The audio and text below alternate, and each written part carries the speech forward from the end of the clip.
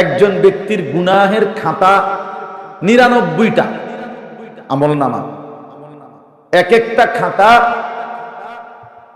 চোখের দৃষ্টি যায় যেটুকু, মাদ্দুল বাসার, এই দৃষ্টি যেটুকু পর্যন্ত যায় এইরকম প্রশস্ত বড়।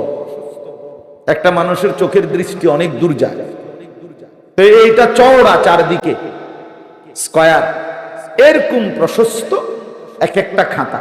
তাহলে এই কি 10 টিকা খাতা নাকি? এই এত বড় ৯৯টা খাতা, গুনার খাতা। ওই ব্যক্তিকেও আল্লাহ নবী, আরে আল্লাহ তাআলা হাসরের ময়দানে ডাক দিয়ে বলবেন, বান্দা দেখো তো এগুলো তোমার কিনা গুনাহ? বান্দা বলবে হ্যাঁ এগুলো আমার।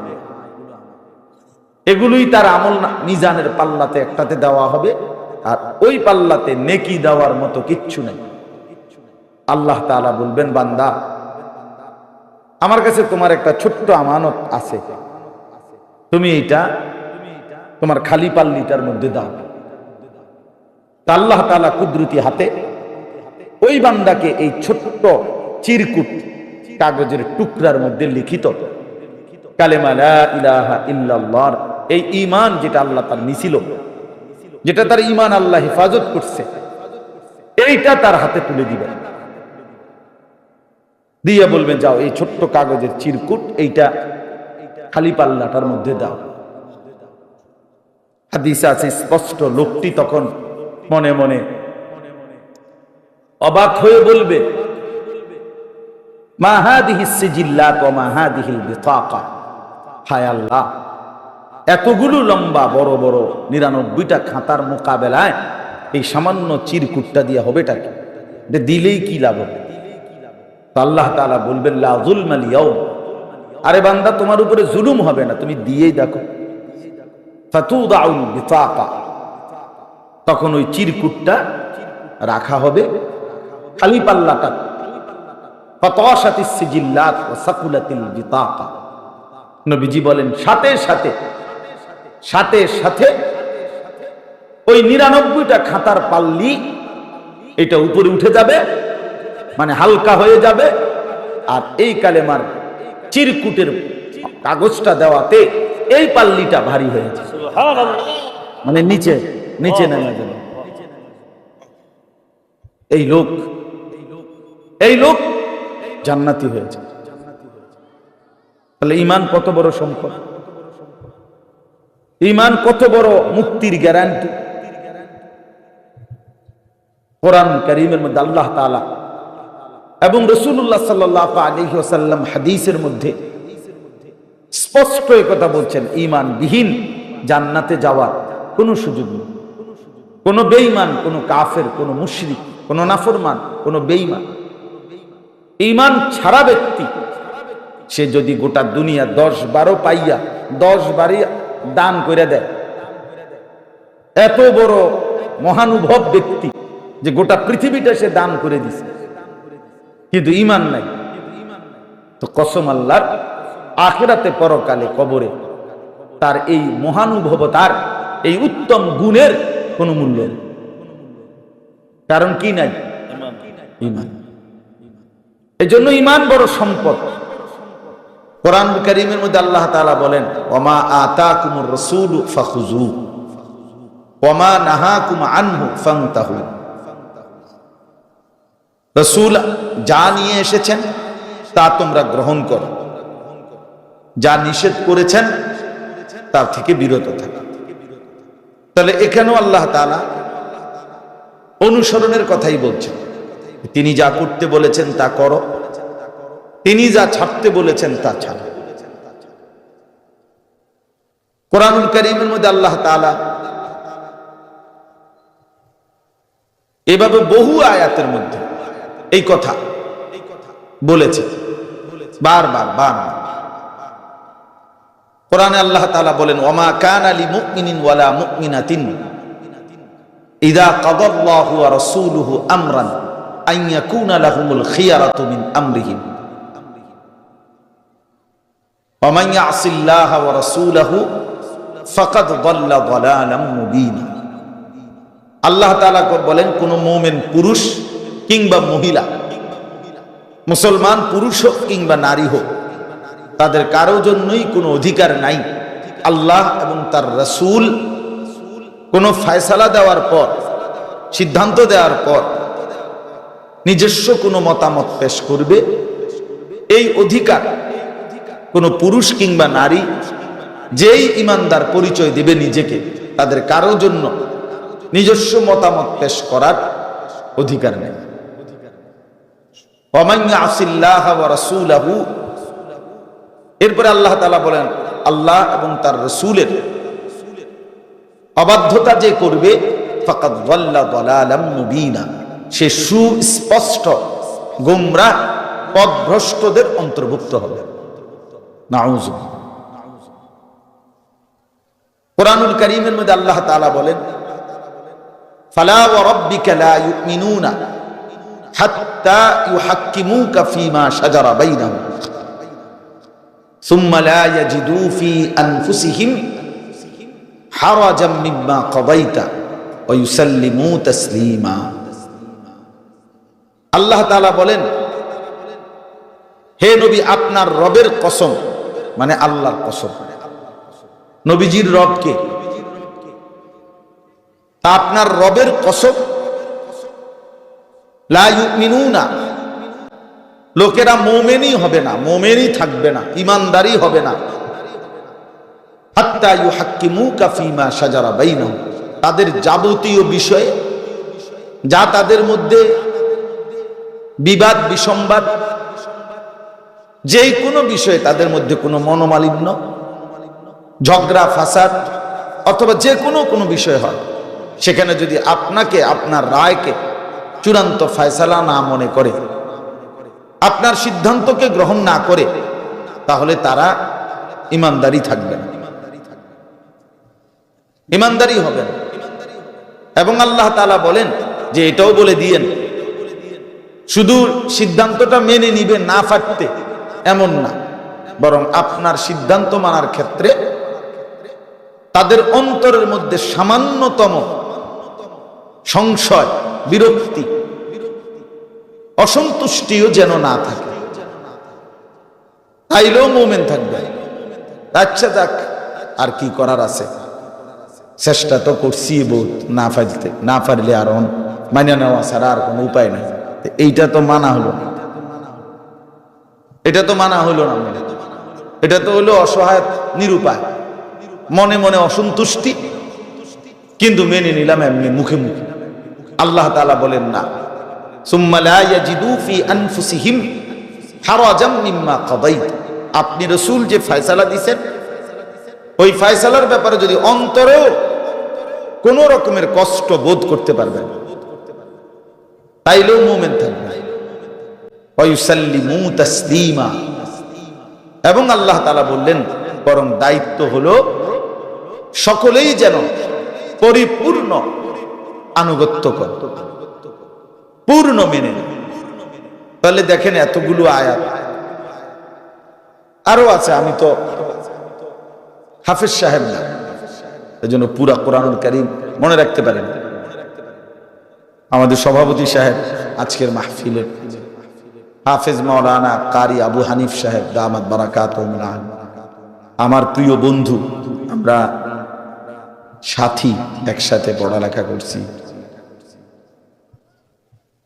তো তিনি হাফেজ সাহেব, অনেক হাফেজ সাহেব আছেন। তো বলতেছিলাম কোরআনুল কারীমের এরকম অনেক আয়াত হাফেজ সাহেবরা আরো বলতে পারে, যে আয়াতগুলোতে ঘুরে ঘুরে আল্লাহ তাআলা এই কথাটা বলছেন, আমার বন্ধুকে আনুগত্য করো, আমার রাসূলকেই আনুগত্য করো।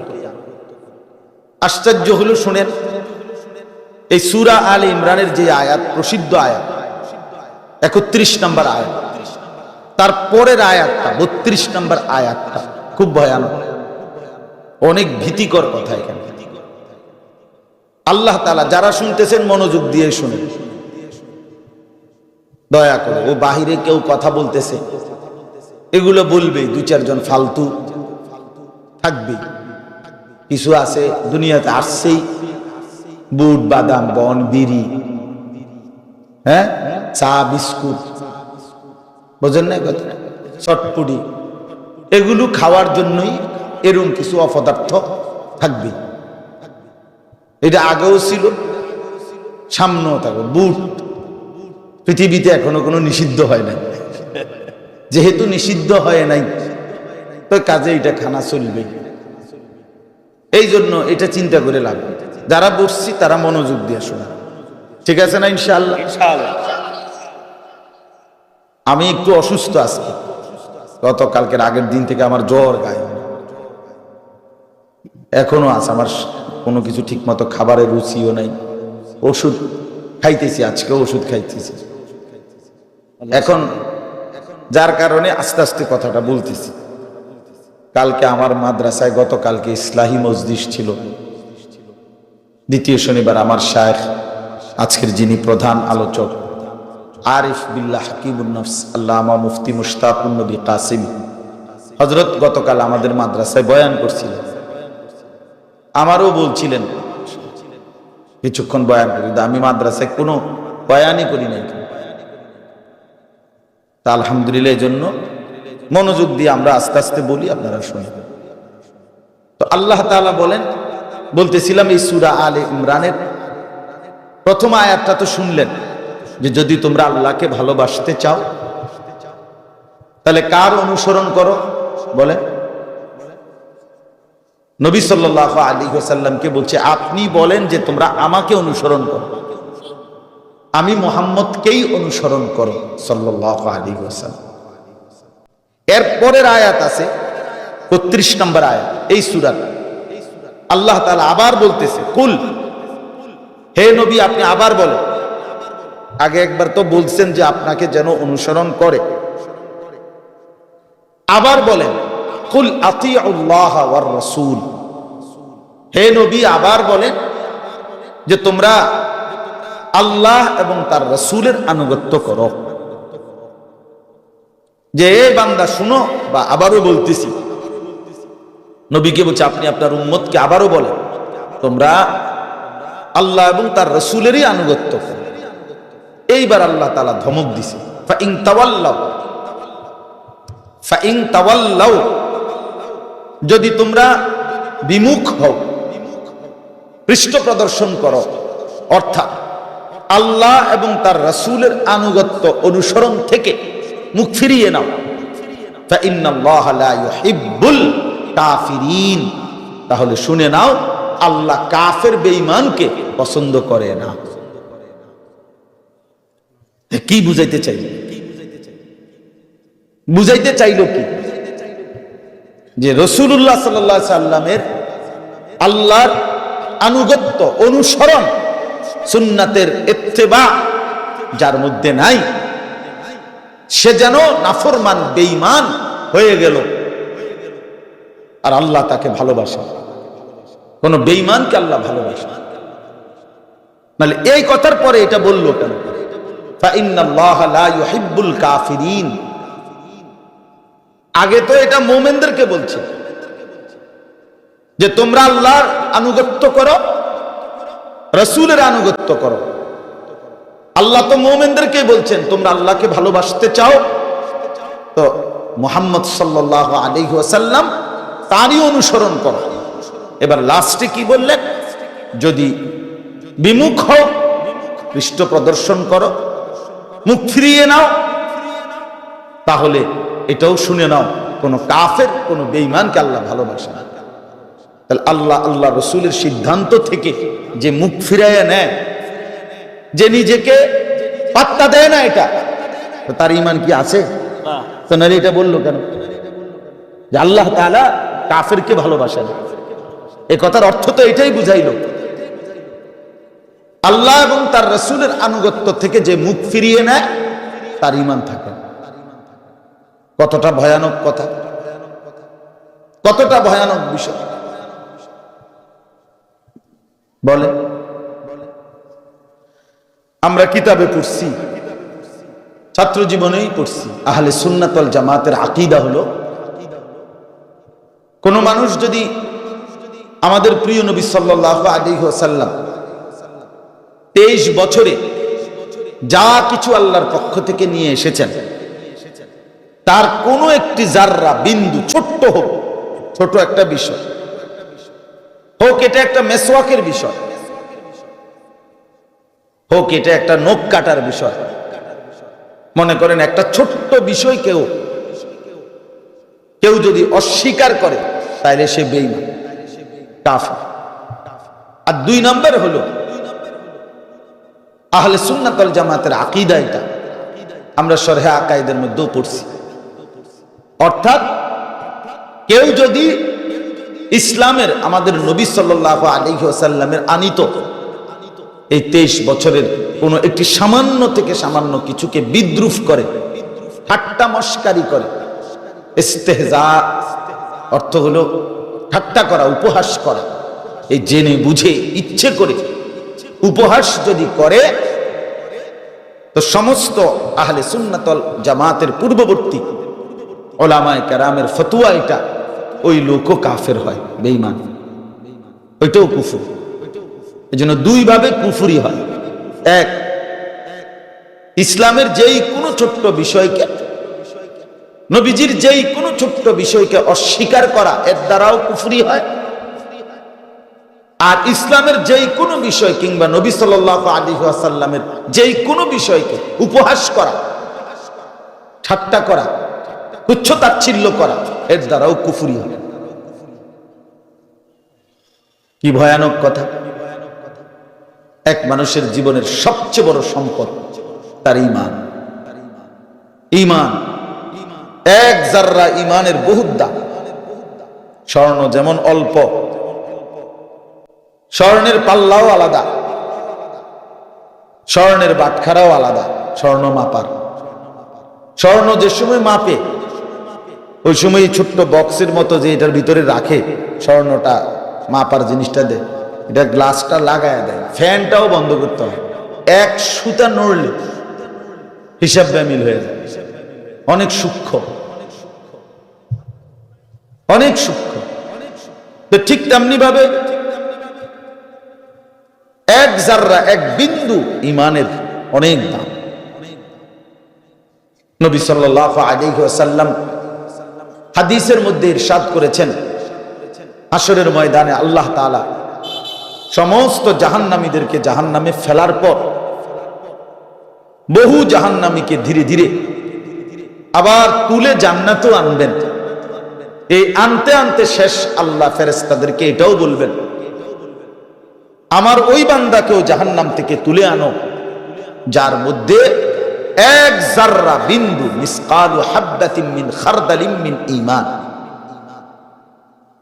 সরিষার দানার চাইতেও সামান্য পরিমাণ ঈমান যার মধ্যে আছে, তাকেও জাহান্নাম থেকে বের করে নিয়ে আসো, তারও জান্নাত দিয়ে দাও,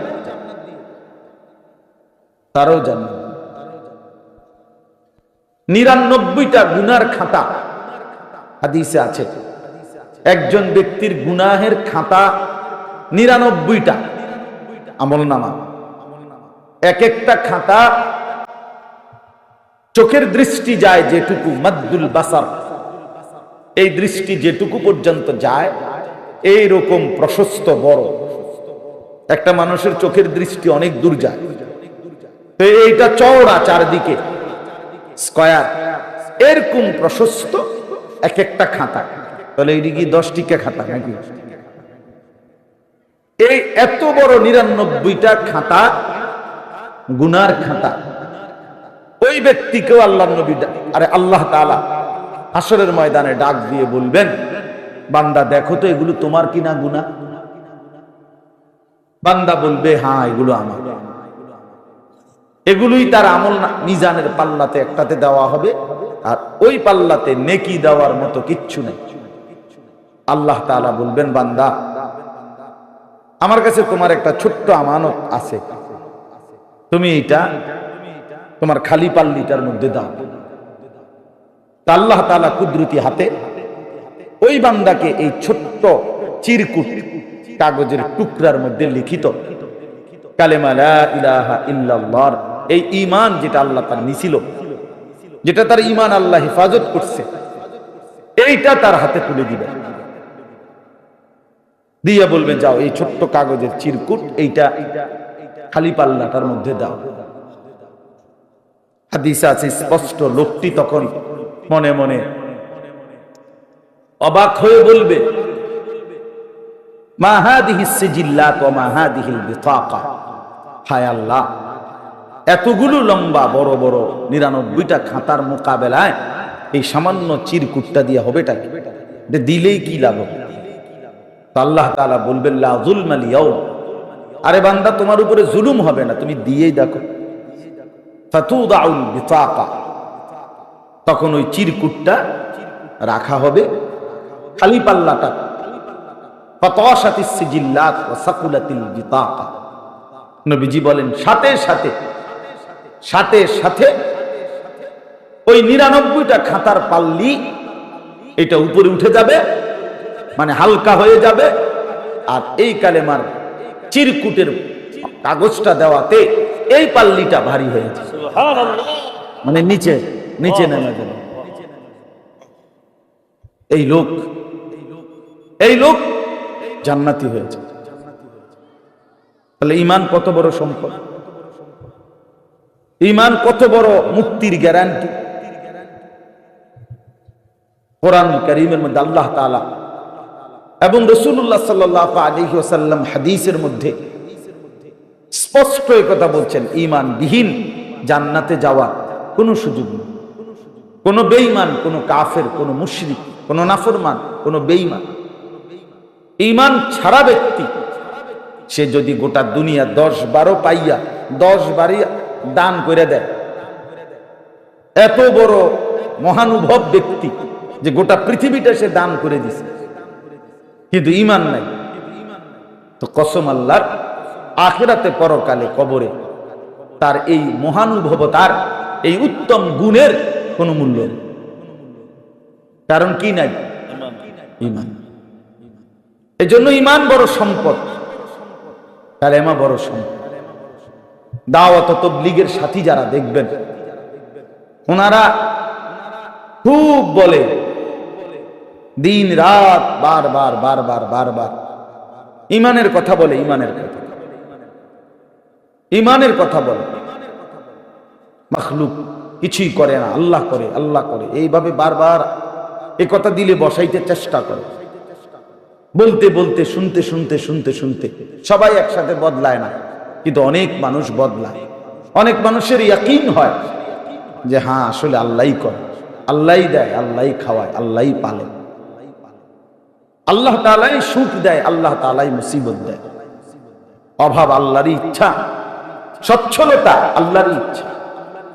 ইন্না রাব্বি ইয়াবসুতুর রিজকা লিমান ইয়াশাউ ওয়া ইয়াকদির, আল্লাহ তাআলা বলেন নিশ্চয়ই নবী আপনি বলেন যে আমার মাওলা যাকে ইচ্ছে করেন রিজিক বাড়িয়ে দেন, যাকে ইচ্ছে করেন রিজিক কমিয়ে দেন। তা যাই হোক, কথাটা আমি এই কথাটা বুঝাইতে চাইছি যে রাসূলুল্লাহ সাল্লাল্লাহু আলাইহি ওয়াসাল্লামের অনুসরণ, ইত্তেবা, আনুগত্য, ইতাআত, এইটার ব্যতিক্রম বিপরীত এক মুসলমান তার জিন্দেগীর কোনো বিষয়ে কল্পনাও করতে পারে না। কোনোভাবেই উচিত না রে বাপ, আমার জন্য না, আপনাদের জন্য, কারোর জন্যই এটা উচিত। যুবক ভাই, তোমাদেরকেও বল, প্রতিনিয়ত তোমরা যারা মুসলমান পরিচয়ধারী হওয়ার পরেও ইসলামের লেবাস, পোশাক, ইসলামী চাল চলন, চুল, দাড়ি, টুপি, ওযু, ইস্তেঞ্জা, টয়লেট, বাথরুম, খাবার, আহার, নিদ্রা, ঘুম, কোনো কিছুতেই যারা ভাইয়া প্রিয় নবী সাল্লাল্লাহু আলাইহি ওয়াসাল্লামের তরিকাটা কি এটা জানার কোনো পরোয়াই নাই, কদ্দুর জিগায়ও না, মাতেও না, সম্পূর্ণ বেঈমান, কাফের, মুশরিকের মতো, কোন নাফরমান, কোন সিনেমার নায়ক, কোন ফুটবলের খেলোয়াড়, কোন ক্রিকেটের খেলোয়াড়, অথবা এর চাইতে নিকৃষ্ট কোন চরিত্রহীন কোন মানুষ, যারা এক এক সময় এক এক ডিজাইন, এক এক চুল, এক এক ফ্যাশন বাজারে ছাড়ে, আর কিছু অপদার্থ সেগুলাকে অনুসরণ করে। এই যে ভাইয়া ছেলেরা তঙ্গরে বলি, ভাই তোমার মুসলিম পরিচয় মনে রাখো ভাইয়া।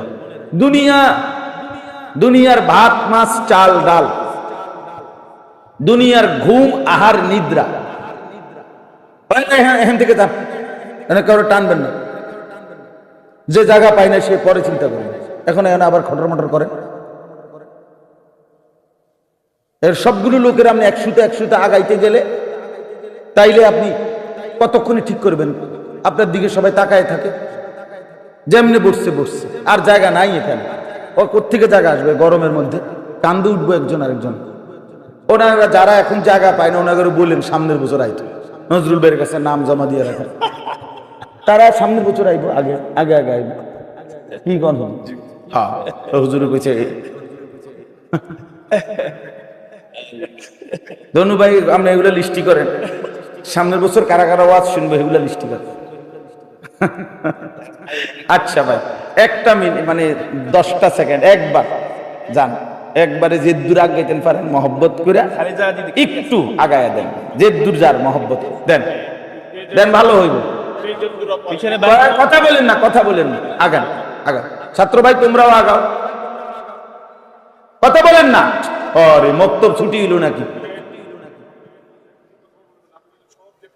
বলেন, আসেন, আগায় আসেন। ছেলেরা ভাই তোমরাও আগায় দেন, কথা বলেন। জি ঠিক আছে, এরপরে আর নাই, ঠিক আছে।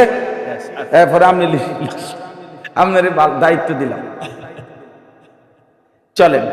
তো বলতেছিলাম যে এটা আমাদের ভাবা উচিত। ভাবাও, ফালা ওয়া রাব্বিকা লা ইউমিনুন, কথাটা খেয়াল করো, সাংঘাতিক বিষয় ভাইয়া। আল্লাহ বলছে লা ইউমিনুন, নবী পরিষ্কার সাফ বলে দিলাম, কসম করে বললাম, আপনার ফয়সালা যদি না মানে লা ইউমিনুনা, সে ইমানদার থাকবে না। একেবারে বাংলা আয়াত, মানে মনে হয় যেন ডাইরেক্ট বাংলায় বললো যে সাবধান, কসম করে বললাম বান্দা, আমার রসুলের ফয়সালার ব্যতিক্রম করলে ঈমান থাকবে লা ইউমিনুনা। এবং হযরত ওমর রাদিয়াল্লাহু তাআলা আনহু এটাই বুঝছেন, সাহাবীরা এটা বুঝছিলেন।